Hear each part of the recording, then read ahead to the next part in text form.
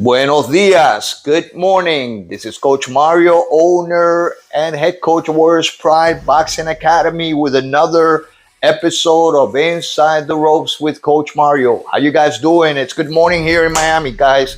I don't know what time you're listening to this program at your end of the world or at your side of the world or wherever you live. It is a beautiful morning, sunny morning here in Miami, Florida. It's been crazy weather. Hot, humid, rainy. I mean, crazy. Anyway, I'm pretty sure it's like that in a lot of places. This heat is all over the place. So take care, hydrate yourselves, guys. Or if you're training outside, make sure you're drinking a lot of fluids, all right? Anyway, guys, it's been a while since I don't post anything on YouTube. I've been a little busy with my 12-acre lot in Tennessee, trying to get that squared away. I brought in a shed in there and we're working, doing a little bit of work, trying to get a place so that we can all go, my family and I can go and take off from the city and just enjoy nature. And I gotta thank God for all his blessings and for giving me the opportunity of doing this so that maybe we can get together once or twice a year with a family and just enjoy our company, enjoy the family, and just time together. All right. So gotta thank God for all that blessing. You know, every day is a new day. Any day that you walk around this earth is a blessing, in my opinion, and I gotta thank God for that. But going back to the theme of this program, all right. Theme of this program is something that we've all been waiting for the last 5 years. All right, and that you all know is a fight between Terrence Crawford and Errol Spence Jr. All right, fight that's been building up for a long time. A fight that's gonna remind us of that great era of boxing from the 1980s. The Sugar Rays and Duran, the Hagler, Hearns, top guys fighting the top guys. And so far, it's been a great year of boxing where we've had unbelievable fights. And this is just another one of those, which I believe is going to be the top one, one that we've all been waiting for. And when I say we've all been waiting for, I'm just talking about those knowledgeable boxing fans, because a lot of people that watch boxing, those casuals, they don't know the importance of this fight. But those of you that actually follow the sport weekdays, on weekends, and just love the history of the sport, this is one that I'm pretty sure you're all excited about. All right, so after all these years, July 29th, at T-Mobile Arena in Las Vegas. This is one of the most anticipated fights in a long time, guys, like I've been saying. Again, Terrence Crawford versus Errol Spence Jr. It's a 12-round undisputed fight for all the marbles, guys. Terrence Crawford is the champion for the WBO organization, and Errol Spence Jr. is a champion for the WBC, WBA, and IBF. He holds all those titles. So this is going to be for all the marbles, guys. Undisputed champion in the welterweight division. I don't believe has been any champion that has won an undisputed title at this division in the four-belt era. So I might be wrong about that, but that's what I believe. All right, both of these fighters will be making their first appearance in the ring this year. Crawford last time beat David Avanesyan by 6-round knockout in December 2022, and Spence destroyed Yordenis Ugas by 10th round TKO in April 2022. So let's look a little bit about the numbers from these guys, see what their the record is like. And I'm sorry for that, but guys, I've been getting calls left and right. It's a weekday, it's Friday here in Miami, and I still got to work. But anyway, I'm trying to take a little bit of time to make this short video tell you what my perspective is regarding the fight between Errol Spence and Terence Crawford. All right. Anyway, these guys are undefeated. Their combined record is 67-0. I believe they have 52 combined knockouts between both of them, and that basically says it all. I mean, these guys are elite. They're in the top, not only in the top of their division, but they are among the top pound for pounders in the world right now. I believe they're maybe 1-3 or 2-5, or you can just change them around as you guys want it. The pound for pound rankings, they all are all just based on perspective of different individuals, and that might vary from one publishing company like the Ring magazine to other types of rankings out there. But in general, these two guys are ranked, in my opinion, as pound for pounders in the top 3, top 4. I mean, these guys are elite. All right, so we're going elite versus elite, the best versus the best. Who's gonna remain standing when the smoke clears? All right, let's go into that. Let's go into Terence Crawford, who I believe is the B-side first. Let's go into his record. All right, Terence Crawford, he has 39 fights, 30 knockouts. He's never lost. All right, so he's undefeated, ranked number 1 in his division. All right, one of the top dogs, pound for pounders in the world as far as boxing has to do. All right, so he is 35. He's 5'8". BoxRec here has him as a southpaw, but he's actually a converted southpaw. He's a righty, but is able to switch back and forth and fight, both ways. All right, so that's one thing, one advantage that he has. He's able to transition from one side to the other. All right. Again, his knockout ratio is 76.9. He has 39 bouts, 224 rounds so far from Omaha, Nebraska. All right. Now let's go into Errol Spence. Let's see what BoxRec says here about Errol Spence. He's 5'9.5", so he's a little bit taller than Terence Crawford.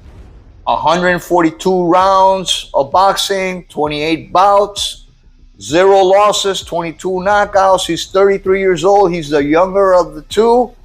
He is also a southpaw, but he is a real southpaw, 5'9.5", almost 5'10". He's from Texas. All right. Okay, so those are the basics and the stats regarding the tail of the tape. Now, how do I see these two guys going head to head? And I can tell you that if you look at their last fighters, the fighters that they have both fought, and let's go back to Terence Crawford. If you go back to Terence Crawford and you see some of the people that he has fought Sean Porter, knocked him out, beat him by TKO. He's fought Kell Brook, and he was able to also stop Kell Brook in my I believe, he won by TKO. He also beat Amir Khan, Jose Benavides Jr., Jeff Horn. So he's beat some tough guys, Julius Ndongo, John Molina, Victor Postol, Henry Lundy, and Gamboa, which was, I believe, the first big fight that he had, in which he defeated a world-class elite fighter. All right, I think Gamboa was fighting way over his weight, and it was already in the tail end of his elite career. I believe Gamboa was one hell of a fighter. Unfortunately, now he's become a stepping stone for most of these up and comers. All right, so that's uh, what's on paper right now. The people that, or the fighters that Terence Crawford has faced, fighters that are have been um, A level, B level fighters, fighters that he has convincingly defeated in a great fashion. All right, and you've seen him displaying all his skills and being able to switch back and forth and dominating these fighters in a very dominant fashion. All right, very effective fighter. Now we go back to Errol Spence, Errol Spence Jr. All right, he, in my opinion, has fought a better opposition, fighters that have been more in their prime than Terence Crawford. All right, he beat the brakes out of Yordenis Ugas, who is no pushover, who was a champion, who beat uh, Manny Pacquiao in a very easy, dominant fashion. All right, he beat Danny Garcia also. All right, who is also an A-level fighter. He beat Sean Porter. He beat Mikey Garcia. He beat Kell Brook. He knocked out Kell Brook. He beat Chris Algieri. So if you look at their records, if you just want to judge one of these fighters by their records, you have to see that Errol Spence's resume looks a lot better, or a little better. I don't want to say a lot better, but it looks better than that of Terence Crawford. He has fought the better opposition, opposition that have been more in their prime.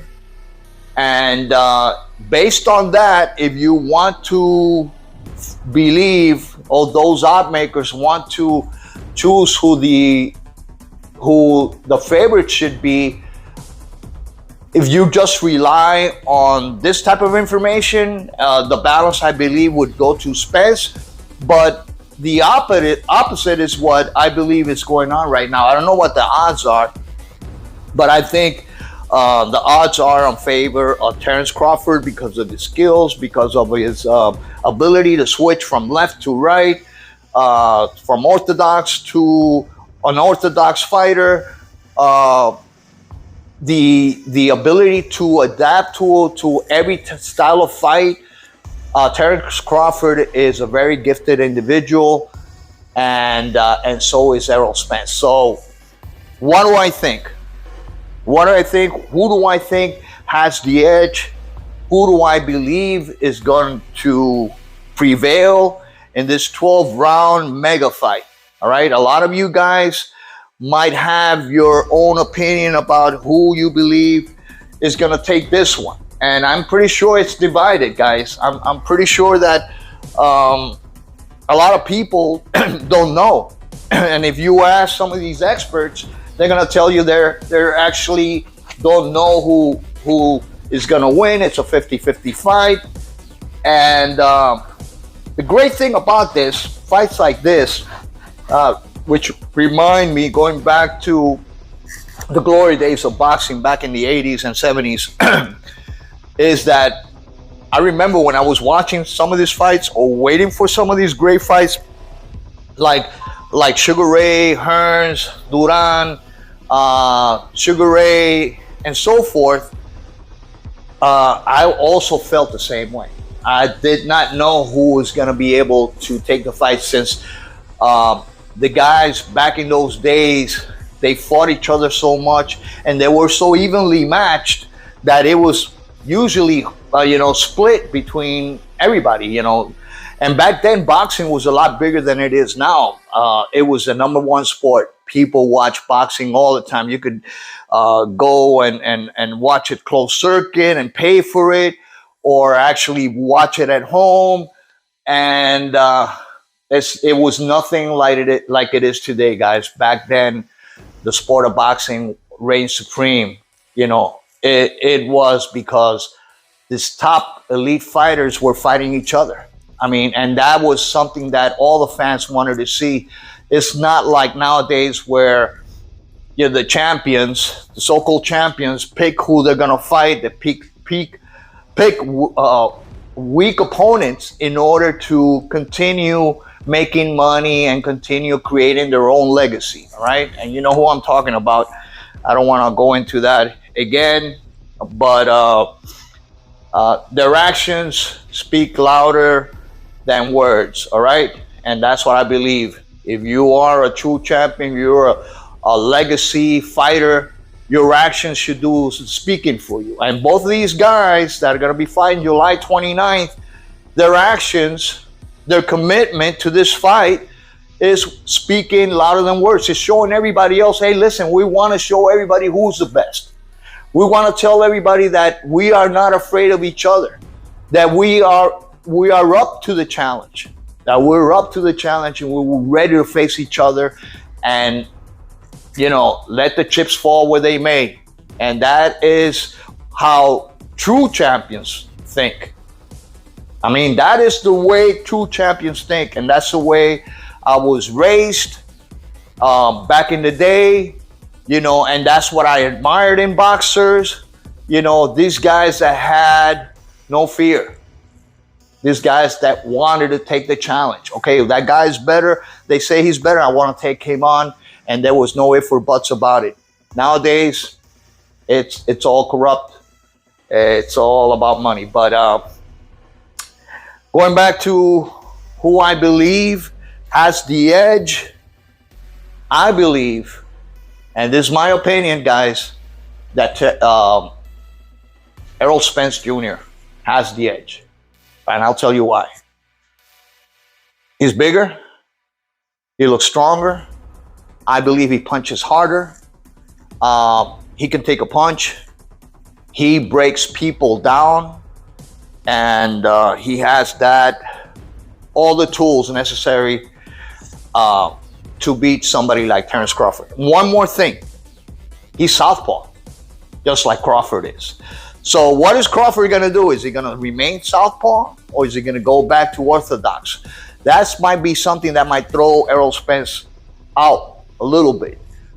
Who's going to take the fight to who? Is this going to be a marvelous Marvin Hagler, Tommy Hearns type of showdown where they both stand in the middle of the ring and just throw haymakers and let the style and technique go out the window? Or is it going to be more of a technical fight?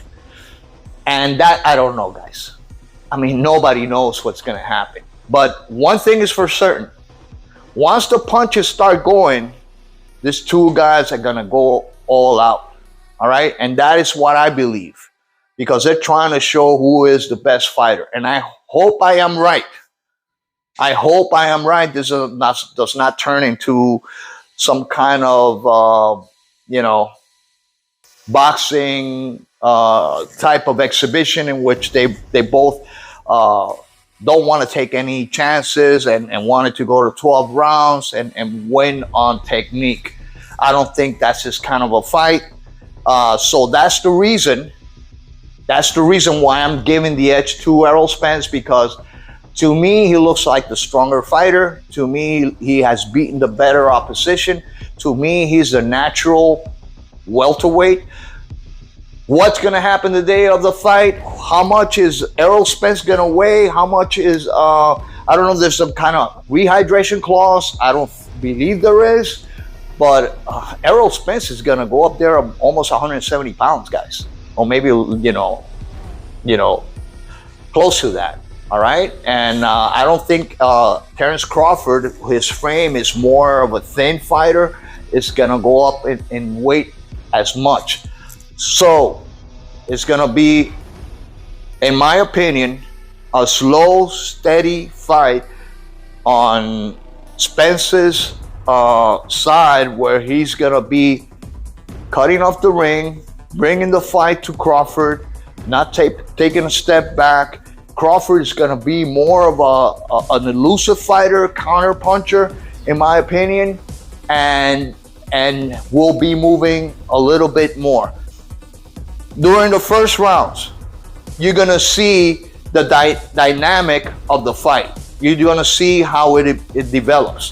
When you watch 1, 2, 3 rounds, whoever's moving around more, that's going to tell you what type of strategy they had, all right? Gas tank, I'm not worried about that. Both of these guys are highly trained. Punch output, styles, technique, you know, all of that, you combine all that together, it should all add up to an unbelievable night of boxing. I just can't wait, just like you guys. My prediction, I don't think this fight, if it's the type of fight like Hagler-Hearns, I don't think this is going to go to a 12-round decision, guys. I don't think this is going to go to the cards, in all honesty, all right? In my opinion, I think Errol Spence is going to be able to take the fight to Crawford and hurt him and break him down little by little, all right? He's got to go to the body a lot. He's got to go to the arms, hit him on the arms, hit him on the shoulders, you know, push him against the ropes. Use his size and build in order to bully Crawford. What Crawford has to do, has to be slick, has to move a lot, try to frustrate Spence. If he can do that and catch Spence, you know, with a counter punch, he might be able to hurt Spence too. So this is a very interesting fight, guys. But I have Errol Spence. I believe I'm picking Errol Spence to win this by stoppage in the late rounds. By stoppage in the late rounds, there might be a cut. There might be,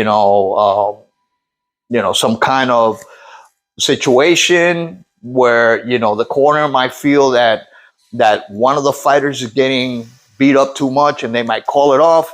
So that is my opinion, guys. I don't know what you guys believe. I think Errol Spence should take this one, but it should be a good one. And I don't mind. I mean, I don't have a dog in this fight. Both of these guys, I love both of these guys. I'm just going from what I believe is going to happen. Terence Crawford is one hell of a fighter, and so is Errol Spence. Whoever wins this fight is the top fighter. Number one, pound for pound, face of boxing. Not that other fighter that starts with a C. This is a face of boxing. This is the real McCoy. Whoever wins this fight, this next Saturday. So tune in, guys. Let's talk about it in the next coming days and weeks following. Depending on what happens in this fight, I predict there might be, if it's a really close fight all the way to the end, there's got to be a rematch. So, these guys can fight 2 or 3 times, man. I'm telling you, it is a very exciting time for boxing. I just can't wait. And just to let you guys know, on the 29th, also, I will be traveling to Port St. Lucie with my boxing team. We have 4 of our fighters that are going to be competing at a USA sanction event. So what I'm going to do is I'll stay up there during the night and maybe catch a fight, this great card somewhere with a couple of my fighters and my assistant coach. So that's it for now, guys. This is Coach Mario saying hasta luego from Miami, Florida, owner and head coach of Warriors Pride Boxing Academy with another episode of Inside the Ropes. God bless you all. Dios los bendiga and peace.